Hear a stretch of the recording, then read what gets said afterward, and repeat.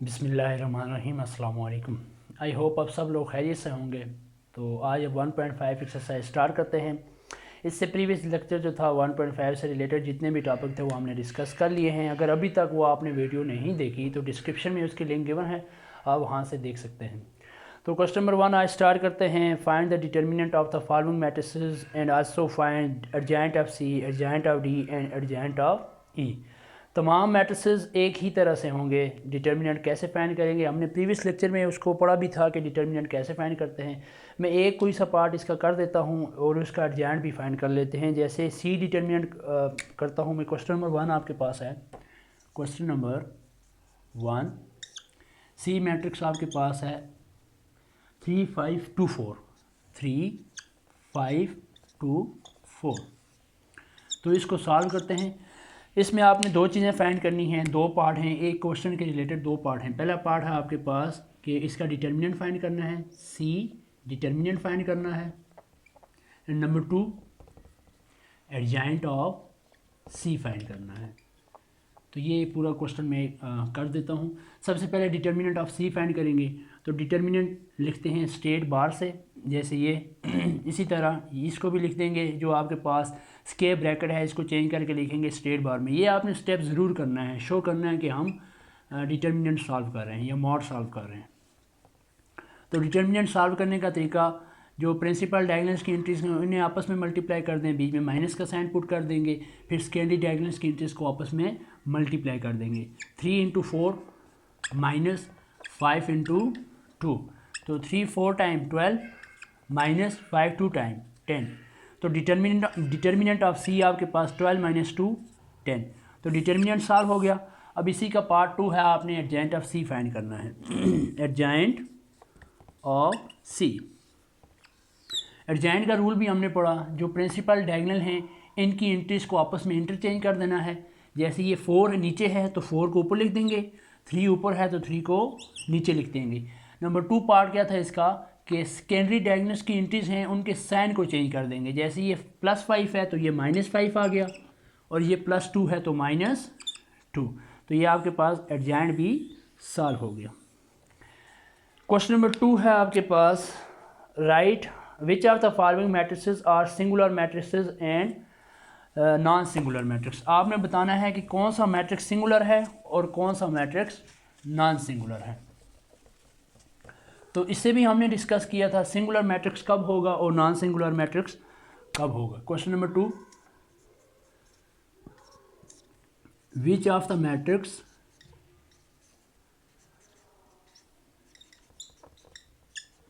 Is singular and non singular.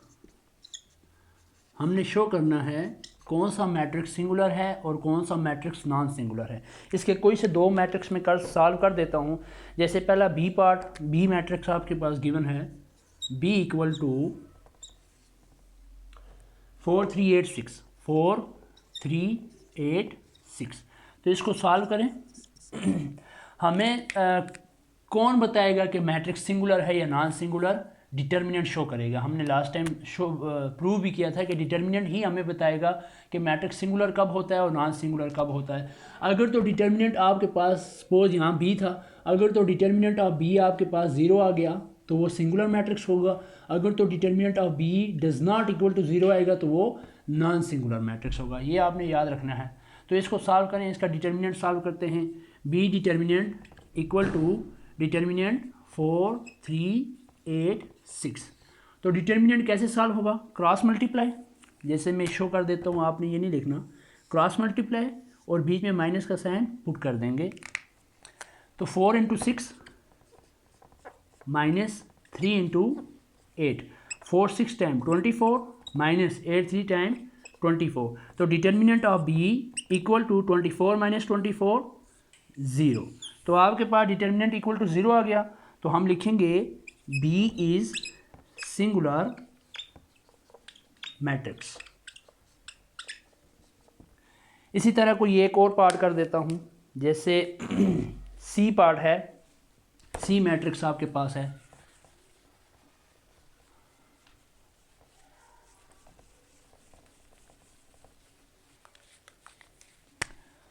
C equal to 7856 7856 solution.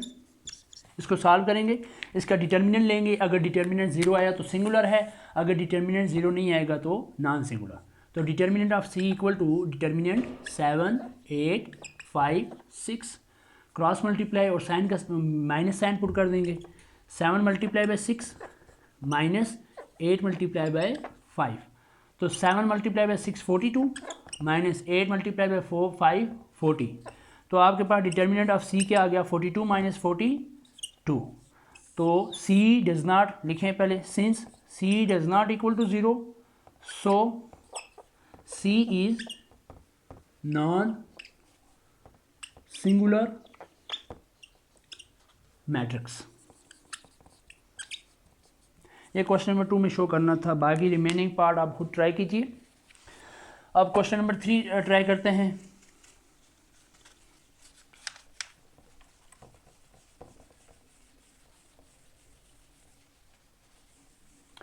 Question number 3 में आपसे पूछा है कि find the inverse of the following matrices. 4 part हैं, इसके इन्वर्स फाइंड करना है। सिंपल सा इन्वर्स का फार्मूला हमने वैसे लास्ट टाइम पढ़ा भी था। क्या होता है, इसके 4 पार्ट हैं, एक पार्ट में करवा देता हूँ। तीनों part same as it is ही होंगे, जैसे मैं ये पार्ट कर देता हूँ। क्वेश्चन नंबर 3 फाइंड इन्वर्स, आपने इन्वर्स फाइंड करना है। और एक जैसे पार्ट है, फॉर एग्जांपल पहला ही पार्ट करता हूँ। First part 1302 1302। तो डिटर्मिनेंट ज़ाहिर है आपके पास कोई भी इन्वर्स है उसका फार्मूला होगा। फार्मूले में आपने शो करना है कि किसका सॉल्व करें, तो इसलिए आप लेट कर दें। ज़ाहिर है फार्मूले में ये तो शो करना पड़ेगा ए का इन्वर्स है या बी का इन्वर्स है, सी का। ज़रा डिटर्मिनेंट सॉल्व करेंगे तो इसको लेट कर दें। ए बी सी डी में कोई भी एक नाम आप लेट कर सकते हैं। मैं यहाँ लेट कर देता हूँ, लेट ए इक्वल टू 1302। तो मैंने ए लेट कर दिया। तो हमने ए इन्वर्स फाइंड करना। अब बी लेट करेंगे तो बी इन्वर्स फाइंड करेंगे, सी लेट करेंगे तो सी इन्वर्स, इसी तरह अप टू सो ऑन। तो मैंने ए का नाम दिया, तो मेरे पास फार्मूला बनेगा since A inverse equal to adjoint of A divided by determinant of A या मॉड ऑफ ए। ये इक्वेशन नंबर 1 कह दें। आपने ए इन्वर्स इसी फार्मूले से सॉल्व करना है। तो इसमें आपको 2 चीज़ें चाहिए, एक एडजाइंट ऑफ ए चाहिए और दूसरा डिटर्मिनेंट ऑफ ए चाहिए। बारी बारी सॉल्व करते हैं। पहले एडजाइंट ऑफ ए आपके पास है 1302। तो एडजाइंट कैसे निकलेगा, adjoint of A, principal diagonals की एंट्रीज को आपस में इंटरचेंज कर दिया, ये 2 आ गया, ये 1 आ गया। सेकेंडरी डायगोनल्स की एंट्रीज के साइन चेंज कर दिए, ये -3 आ गया। 0 का साइन तो चेंज नहीं होता। अब बारी है एडजाइंट डिटर्मिनेंट ऑफ ए की। तो determinant of A equal to 1302। अच्छा, यहाँ से स्टूडेंट एक मिस्टेक कर देते हैं कि डिटर्मिनेंट ऑफ ए, यहाँ से एडजाइंट ऑफ ए का सॉल्व करते हैं। आपने डिटर्मिनेंट निकालना है ए का, तो ए को ही सॉल्व कीजिए, यहाँ से डिटर्मिनेंट की एंट्रीज नहीं लिखनी। हो जाती है गलती इंसान से, तो आपने ये कोशिश करनी है कि ए की एंट्रीज लिखें। तो यहाँ डिटर्मिनेंट कैसे सॉल्व होगा, क्रॉस मल्टीप्लाई, बीच में साइन पुट कर देंगे माइनस का। तो 1 × 2 -3 × 0। मैं इंटू से करता हूँ, आप मल्टीप्लाई का साइन पुट करके भी कर सकते हैं, ठीक है। तो 1 × 2 2 -3 × 0 0। तो डिटर्मिनेंट ऑफ ए आपके पास आ गया 2 - 0 2। तो डिटर्मिनेंट ऑफ ए भी सॉल्व हो गया, एडजाइंट भी सॉल्व हो गया। तो इक्वेशन 1 इम्प्लाइज कर दें। ये इक्वेशन 1 में आपने वैल्यू पुट करनी है। 1 implies that A inverse equal to what is adjoint of A.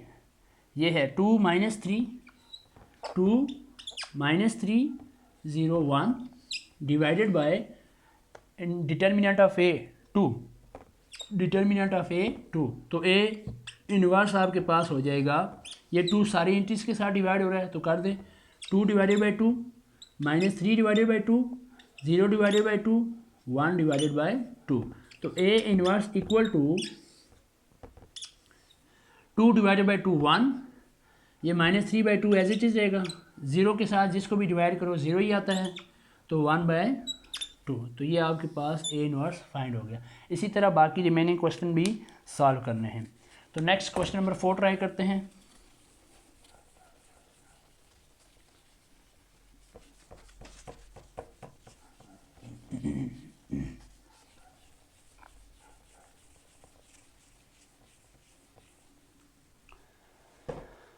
Question number 4 है विच of the following matrices do not have inverse. ऐसे कौन से मैट्रिक्स हैं जिनका इन्वर्स पॉसिबल नहीं है। तो ये हम लास्ट लेक्चर में डिस्कस किया भी था, तो मैं दोबारा बता देता हूँ। क्वेश्चन नंबर 4 है विच of the following matrix do not have inverse. कौन सा ऐसा मैट्रिक्स है जिसका इन्वर्स पॉसिबल नहीं है। तो सॉल्व करने से पहले ये अपने माइंड में बात डाल दें कि ऐसा मैट्रिक्स जिसका डिटर्मिनेंट आपके पास ज़ीरो आ गया उसका इन्वर्स पॉसिबल नहीं है। तो इससे हमें क्या पता चला कि जितने भी सिंगुलर मैट्रिक्स हैं, तो डिटर्मिनेंट जिसका ज़ीरो आता है वो सिंगुलर मैट्रिक्स हो गए।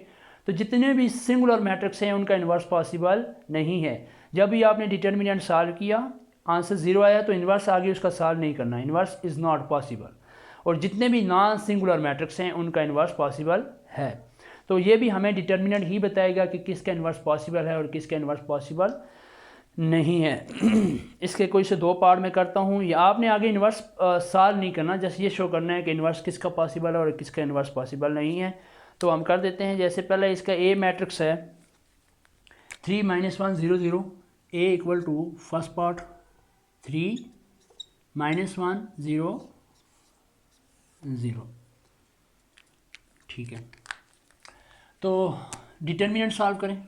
Determinant of A equal to 3 - 1 0 0। तो डिटर्मिनेंट कैसे सॉल्व होगा, क्रॉस मल्टीप्लाई माइनस का साइन पुट कर देंगे। 3 × 0 माइनस, -1 × 0, 3 × 0 0, माइनस माइनस प्लस, -1 × 0 0। तो मॉड ऑफ ए या डिटर्मिनेंट ऑफ ए आपके पास 0 + 0 क्या आ गया, 0। तो डिटर्मिनेंट 0 आ गया। क्या लिखेंगे, since determinant of A equal to 0 so inverse is not possible. Sorry मेरी राइटिंग, बोर्ड राइटिंग थोड़ी सी ख़राब है, तो आप प्लीज़ इसको एडजस्ट कीजिए। तो इसी तरह कोई एक और पार्ट कर देता हूँ इसका। जैसे बी, इसी का अगला जो नेक्स्ट क्वेश्चन है बी करते हैं।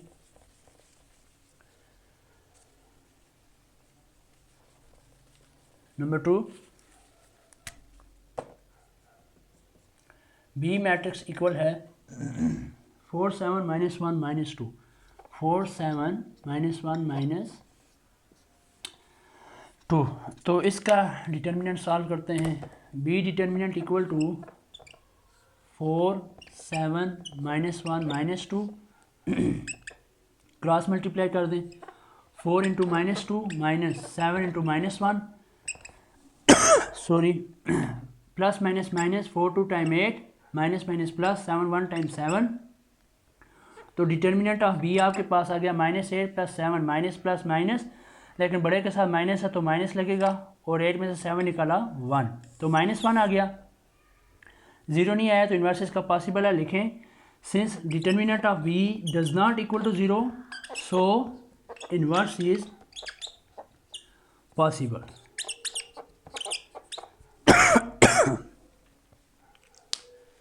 Thank you so much. आज के लिए ये काफ़ी है। वैसे 4 क्वेश्चन, नेक्स्ट जो क्वेश्चन रहते हैं वो हम अगली वीडियो में कर लेंगे।